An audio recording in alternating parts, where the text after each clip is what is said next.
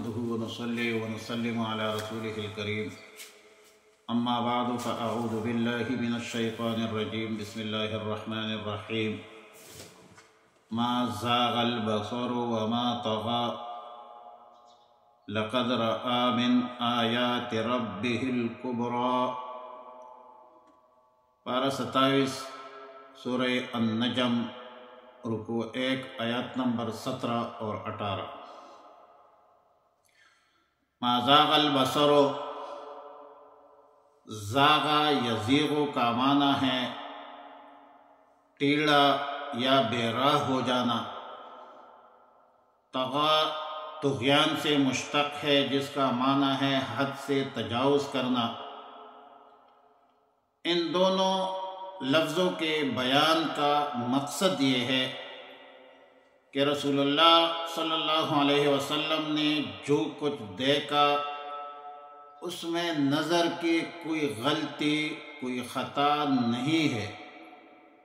نظر نے کوئی خطا، کوئی غلطی نہیں کی ہے، اور نظر کی غلطی 2 وجہ سے ہو سکتی ہے۔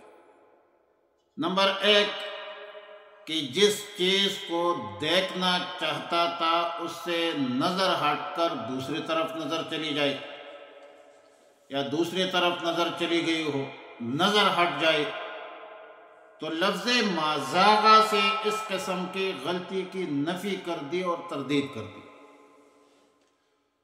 رسول اللہ صلی اللہ علیہ وسلم کی نظر کسی دوسری چیز پر نہ گئی ہے اور دوسری طرف نہ ہٹی ہے،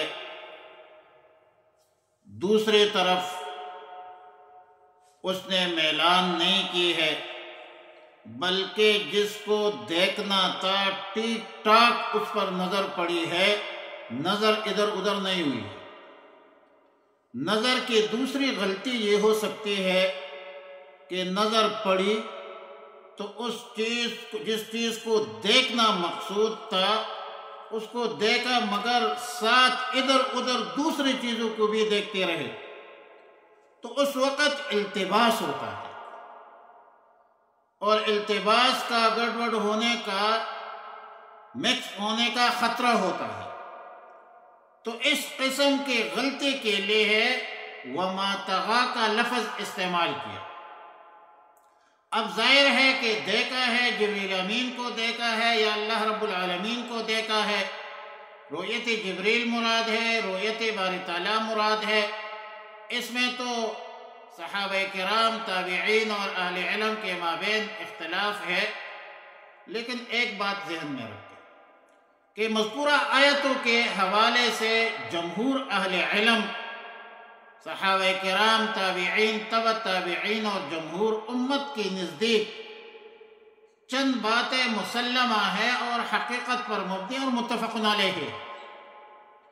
نمبر 1، رسول اللہ صلی اللہ علیہ وسلم نے جبریل امین کو اصلی صورت میں 2 دفعہ دیکھا ہے، اور دونوں مرتبہ دیکھنے کا ذکر سورہ نجم کی آیتوں میں مذکور ہے۔ پہلے رؤیت کا محل وقوع بخاری شریف باب کیف کان بدء الوحی الی رسول اللہ صلی اللہ علیہ وسلم وقول اللہ تعالی عز وجل میں حضرت جابر ابن عبداللہ رضی اللہ تعالیٰ عنہ کی روایت میں مذکور ہے کہ انا امشی اذ سمعت صوتا من السماء فرفعت بصری فاذا الملک جاء بحراء جالس على کرسی بین السماء والارض۔ حدیث مذکورہ سے معلوم ہوتا ہے کہ رسول اللہ صلی اللہ علیہ وسلم نے جبریل امین کو اصلی شکل میں، اصلی صورت میں جو دیکھا ہے اور پہلے مرتبہ دیکھا ہے، وہ فترۃ الوحی کے زمانے میں مکہ معظمہ کے شہر میں رسول اللہ صلی اللہ علیہ وسلم کے جا رہے تھے، تو وہاں پر دیکھا تھا، اور معلوم ہوتا ہے کہ رؤیت جبریل جو ہے پہلے دفعہ معراج سے قبل مکہ مکرمہ میں یہ رؤیت ہوئی ہے۔ دوسری رؤیت رسول اللہ صلی اللہ علیہ وسلم نے جو جبریل امین کو دیکھا ہے سدرۃ المنتہا کے پاس دیکھا ہے، اور یہ واقعہ ہے لیلۃ المعراج کا۔ دوسری بات جو متفق علیہ ہے وہ یہ ہے کہ سورہ نجم کی ابتدائی آیات کم از کم وَلَقَدْ رَآهُ نَزْلَةً أُخْرَى سے وَلَقَدْ رَآهُ مِنْ آيَاتِ رَبِّهِ الْكُبْرَى تک سب آیت معراج کے متعلق ہے۔ سورہ نجم کی ابتدائی آیتوں کا اصل مضمون یا آیتوں کا ما هو المقصود وہ یہ تھا کہ رسول اللہ صلی اللہ علیہ وسلم کی رسالت اور رسول اللہ صلی اللہ علیہ وسلم کی وحی میں شبہات نکالنے کا جواب ہے کہ اللہ تعالیٰ نے ستاروں پر قسم اٹھایا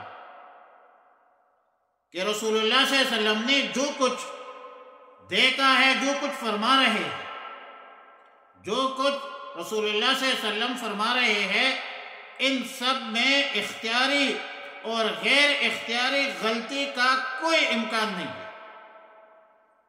اور وہی جو پہنچا رہے ہیں وہ سیدنا جبرائیل امین ہے، اور پھر حضرت جبرائیل امین کے مخصوص صفات اور شان عظمت شان کا بیان ہے کہ شدید القوا ذو مرت فکان قاب ثم دنا فتدلى فکان قاب قوسین او ادنى وغیرہ۔ پھر 12ویں آیت میں فرمایا کہ ما کذب الفؤاد ما رآ وَلَقَدْ رَآهُ من سے لے کر، یعنی ما کذب الفؤاد سے لے کر وَلَقَدْ رَآ من آیات ربه الکبریٰ تک یہ واقعہ اسراء اور معراج کا واقعہ کا ذکر ہے۔ لیکن دوسرے آیات کے ربه الکبریٰ کا جو ذکر ہے جس میں رؤیت باری تعالیٰ ہونے کا احتمال جو ہے وہ یقیناً ہے، جو احادیث صحیحہ اور اقوال صحابہ اور تابعین کی روح سے آپ نظر انداز نہیں کر سکتے۔ اس لیے ما کذب الفؤاد ما رآ کی تفسیر یہ ہے کہ جو کچھ رسول اللہ صلی اللہ علیہ وسلم کے آنکھ نے دیکھا ہے، رسول اللہ صلی اللہ علیہ وسلم کے قلب مبارک نے اس کی تصدیق کی ہے، اور اس تصدیق قلبی میں بھی کوئی غلطی اور خطا نہیں ہوئی، اسی کو ما کذب الفؤاد سے تعبیر فرمایا۔ افتمارونہ علی ما یری میں مشرکین مکہ کو خطاب کہ رسول اللہ صلی اللہ علیہ وسلم نے جو کچھ دیکھا ہے، دکھایا گیا ہے یا آئندہ دیکھیں گے، تو وہ جھگڑے کی بات نہیں ہے، اس میں اختلاف یا شک و شبہ کی کوئی گنجائش نہیں ہے، اور نہ یہ چیز جو ہے جو رسول اللہ صلی اللہ علیہ وسلم نے جو کچھ دیکھا ہے اس میں اختلاف میں پڑھنے کی کوئی گنجائش نہیں ہے، نہ پڑھنے کی چیز ہے، اختلاف میں پڑھنے کی چیز ہے، یہ عین حقیقت ہے اور عین حق ہے۔ لہذا فتمارونہ علی ما قد رآ نہیں فرمایا، بلکہ علی ما یری بصیغۃ المستقبل فرمایا، جس میں اگلی رؤیت لیلۃ المعراج میں ہونے والی تھی، اس حوالے سے اشارہ کیا، اور پھر اگلے وَلَقَدْ رَآهُ نَزْلَةً أُخْرَى میں تصریح موجود ہے، اور ظاہر ہے کہ رؤیت کے لیے قرب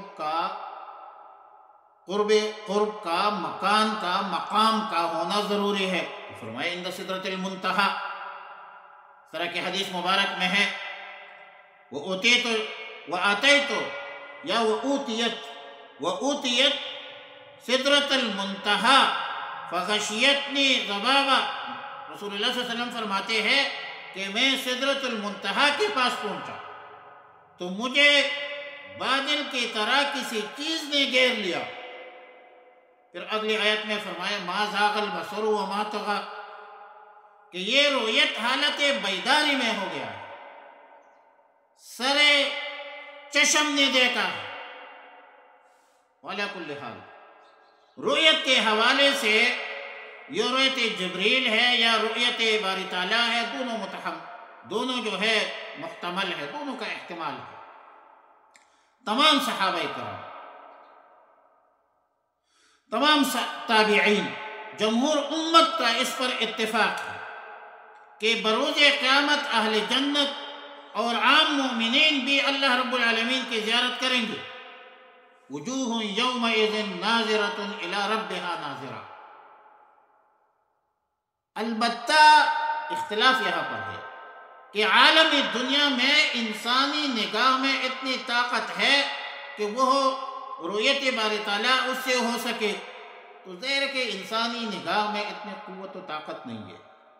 ہاں، جو اللہ رب العالمین بعض روایات کے مطابق، عبداللہ ابن عباس کے قول کے مطابق، جو اللہ کو دیکھا ہے وہ تو عالم بالا ہے، دنیا تو نہیں ہے۔ لیکن مجموعی طور پر انسانی نگاہ میں اتنی قوت نہیں ہے جو اس رؤیت کو برداشت کر سکے۔ اس لیے دنیا میں رؤیت بالا اور رؤیت باری تعالیٰ نہیں ہو سکتی۔ ہمارے آنکھوں میں قیامت کے دن تو فَكَشَفْنَا عَنْكَ غِطَاءَكَ فَبَصَرُكَ الْيَوْمَ حَدِيدٌ، روز قیامت تو آنکھوں میں وہ قوت اور طاقت اللہ رب العالمین ڈالیں گے، لیکن دنیا میں ہمارے آنکھیں جو ہے بڑے کمزور ہیں۔ یہ امام مالک رحمۃ اللہ علیہ کا قول ہے، جمہور امت کا قول ہے کہ دنیا میں کوئی انسان اللہ تعالیٰ کو نہیں دیکھ سکتا، کیونکہ اس کی نگاہ فانی ہے اور اللہ کی ذات باقی ہے۔ اور میرا تو عقیدہ یہ ہے کہ دنیا میں رؤیت کے حوالے سے، رؤیت باری تعالیٰ کے حوالے سے سکوت اور توقف بہتر ہے، کیونکہ یہ کوئی علمی مسئلہ نہیں ہے کہ ایک طرف ترجیح ہو کہ بس ٹھیک ہے، یہ عقیدے کا مسئلہ ہے۔ اور عقیدہ کے لیے قطعی ثبوت دلائل نہ ہو تو کوئی فیصلہ نہیں ہو سکتا۔ جب تک کسی امر میں قطعی بات معلوم نہ ہو، قطعی ثبوت بات معلوم نہ ہو، تو پھر وہاں پر توقف کا حکم ہوتا ہے۔ لہٰذا یہ عقیدے کا مسئلہ ہے، اس کے لیے قطعی ثبوت دلائل ہونا چاہیے۔ اور ظاہر ہے کہ ہم تو غریب لوگ ہیں، آج تک ایسی دلائل جو ہے، جو اختلاف ہے، تو اس میں توقف جو ہے بہتر ہے۔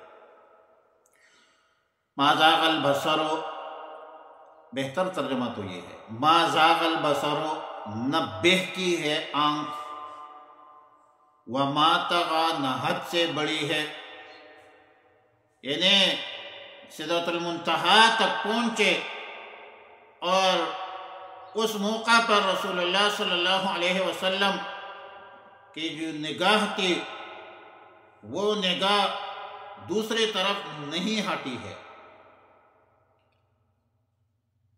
وَلَقَدْ رَأَى، بے شک اس نے دیکھا ہے، مِنْ آیاتِ رَبِّهِ الْكُبْرَى، اپنے رب کی بڑی بڑی نشانیاں۔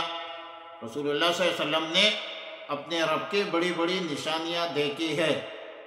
ظاہر ہے کہ اس میں بھی آپ رؤیت باری تعالیٰ کا جو احتمال ہے اس کو نظر انداز نہیں کر سکتے۔ اللہ رب العالمین سے دعا ہے کہ ہمیں صحیح عقیدہ اور اعمال صالحہ نصیب فرما دے۔ اللہم ربنا تقبل منا انک انت السمیع العلیم وتب علینا یا مولانا انک انت التواب الرحیم۔ استغفر اللہ ربی من کل ذنب واتوب الیہ۔ صلی اللہ علی النبی الامی الکریم وعلی آلہ وصحبہ اجمعین برحمتک یا ارحم الراحمین۔